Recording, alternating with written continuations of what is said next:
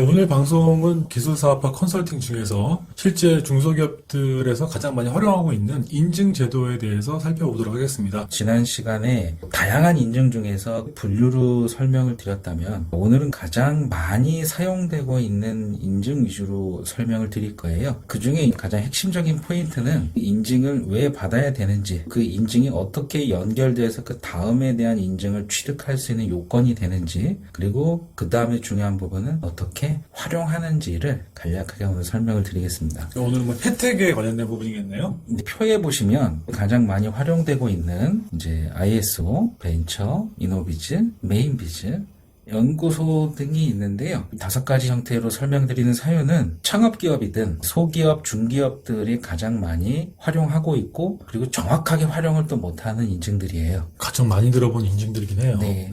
그러면 이게 정확하게 기업에 어떻게 활용되는지를 일단 아셔야 될 것 같고요. 각각의 인증이 어떠한 기준에 따라서 어떻게 취득하고 어떻게 활용하는지를 설명드리겠습니다. 순서적으로 봤을 때는 많이 먼저 취득하는 거는 연구소, 그 다음에 벤처 순서로 많이 취득을 하세요.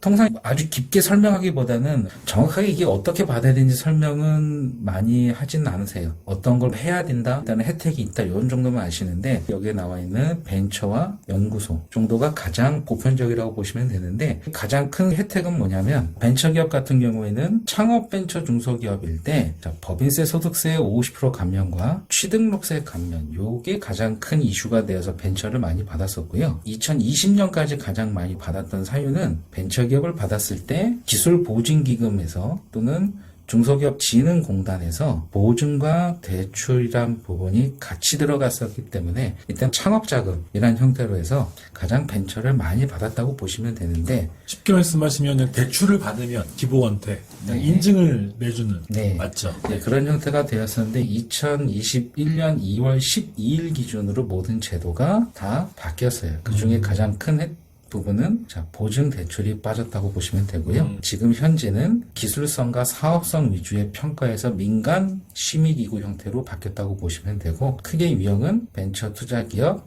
개발기업, 혁신성장, 예비벤처인데 통상 가장 받는 거는 요 혁신형 기업과 연구개발 투자기업이라고 보시면 돼요. 네. 그러면 그 다음에 또 많이 보시는 거는 기업부설연구소와 연구개발 전담부서인데, 요거 같은 경우에는 가장 많이 받았던 사유는 벤처의 세금 감면과 함께 바로 연구소에 있는 연구개발비 세액공제 때문에 많이 받으셨다고 보시면 돼요. 그렇죠. 요것들은 다 연결되어 있다고 보시면 돼요. 벤처기업 같은 경우는 기술성과 사업성을 평가할 때 기술성에 대한 항목 중에 바로 연구소라고 보시면 돼요. 거기에는 연구소 외에 특허도 있다고 있는데, 벤처의 창업세액 감면 혜택을 많이 활용하셨고요. 요거는 중복 수혜가 가능하다고 보시면 되세요.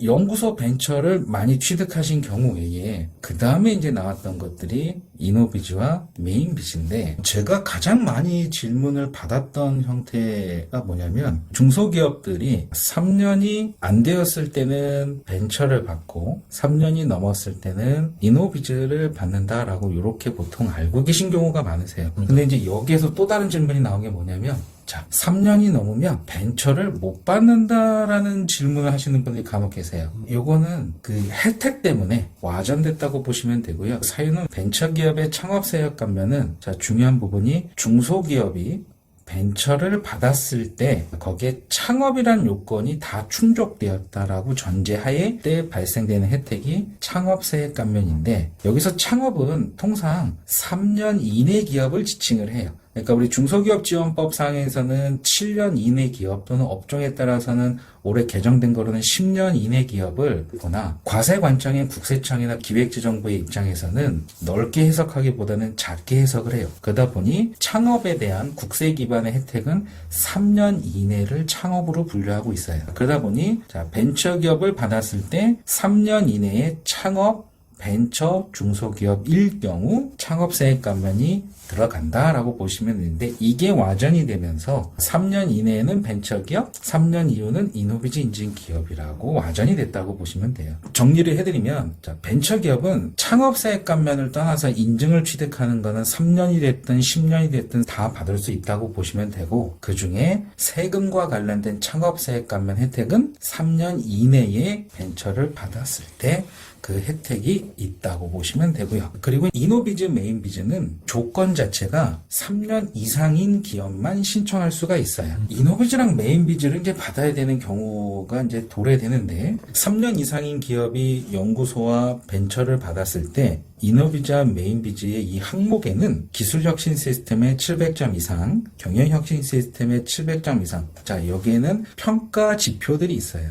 네. 평가 지표에 바로 점수화된 항목들이 좀 전에 설명드렸던 벤처기업의 평가 자료들, 연구소의 평가 인력들 또는 관련된 부대 내용들이 평가 지표로 들어가 있기 때문에 벤처기업과 연구소를 받으시면 이노비즈와 메인비즈의 점수가 올라가요. 벤처나 기업 부설 연구소가 하나의 필요 조건이라고 보면 네. 되겠군요. 그리고 케이스 인증도 이노비즈와 메인비즈 또는 벤처기업 등의 직간접 평가 항목들이 되세요. 단계적으로 기업들이 받을 경우에 점수화될 수 있는 단계 구조라고 보시면 되고요. 자, 단계적으로 특허, 연구소, 벤처를 순서적으로 간다고 보시면 되세요. 유기적으로 연결되어 있네요. 네. 그러면 순서적으로 설명을 드리면 케이스를 취득하는 부분들은 워낙 많은 규격 인증들이 숫자별로 넘버링별로 있기 때문에 제가 그중에도 많이 취득하고 있는 폼질 9001 그리고 14001 환경, 그 다음에 최근 이슈가 되고 있는 중대재해처벌법 관련된 안전보건 45001이 가장 보편적이라고 보시면 되는데 업종에 상관이 없다고 보시면 되고요. 그리고 혜택으로는 이전에는 직간접적인 혜택이 많았으나 시간이 지남에 따라서 다양한 형태의 인증들이 많이 나오다 보니까 어떤 직접적인 혜택보다는 향후 취득하고자 하는 인증들에 대한 평가 항목에 들어가 있다고 보시면 되세요. 그래서 혜택 중에 보면 조달청이나 또는 고객에 대한 신뢰성 확보, 여기서는 예를 들어 불량이 되겠죠.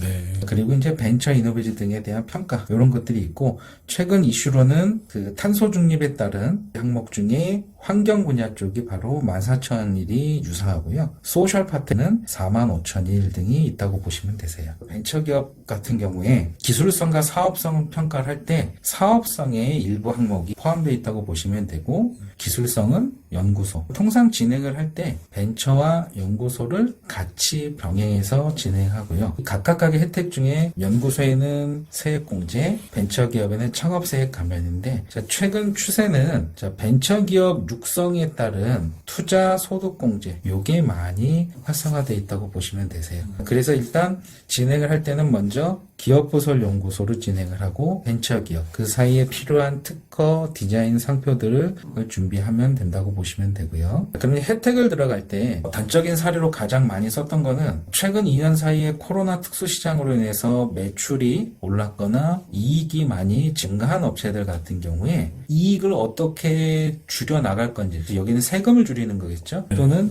자산을 늘릴 때 부동산 자산이 될 거예요. 기업의 사업용 부동산 자산이 되는 공장, 사업들이 있는데 요거와 맞물려서 또 많이 진행됐던 게 우리 지식산업센터들 서울시로 따지게 된다고 하면 가산동, 성수동, 상암동 등 최근에 벤처기업 지구로 설정된 강남구 그리고 관악구 다 같은 개념 하에 부동산 자산을 늘릴 때 연결될 수 있는 취득세, 중과세 등등이 발생될 때 그때 활용될 수 있는 것들이 벤처, 연구소, 이노비즈 인증들이 많이 활용된다고 보시면 돼요. 거기에는 인력, 금융도 같이 연결되어 있다고 보시면 되고요. 혜택을 보시면 이노비즈에는 시중은행에 대한 금리 우대 그리고 메인비즈도 똑같이 비슷한 혜택이 들어가 있고요. 크게 오늘 이 표에서 주로 다뤘던 가장 보편적으로 활용되고 있는 벤처 이노비즈 메인비즈 연구소 같은 경우에는 업종을 크게 가리지 않는 편이면서 가장 많은 혜택을 보유하고 있고 활용에 따라서 기업이 당면한 문제에 대한 인력, 금융 또는 세금과 관련된 부분들을 해결할 수 있는 수단으로서 많이 활용되고 있다고 보시면 돼요. 근데 단 이러한 부분들을 대부분의 중소기업들이 잘 모르세요. 왜냐? 그 혜택이 너무 많기 때문에 주요 혜택들을 다 보기도 힘들고 이걸 어떻게 취득해서 받아야 될 때 그 다음으로 연결되는지는 정확히 모르시기 때문에 오늘 다루고 있던 주요 혜택들만 정확하게 파악하셔도 나중에 활용하실 때 도움이 되신다고 보시면 되세요.